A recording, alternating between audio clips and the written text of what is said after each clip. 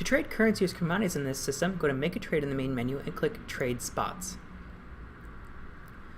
There's two ways to trade spot contracts. The first is the old way, which is just a very simple drop-down where you select whether you're buying, selling, shorting, or covering, and selecting the symbol you'd like to trade. You can only use market orders with spot trades. Enter the quantity you'd like to trade, click Preview, and press Confirm to place your spots trade. However, if you're trading a lot of currencies, we also have a separate Forex trading pit. This Forex trading pit will show you multiple currency pairs all at the same time with a quote showing their performance. You'll also see a tick-by-tick chart showing how these currency pairs' bid and ask prices have been moving for the last 15 minutes.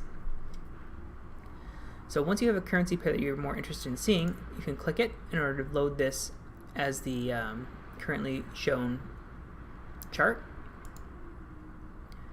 Enter the quantity you'd like to buy or sell, and click the trade button here to buy or sell the order. Click Submit to enter your trade.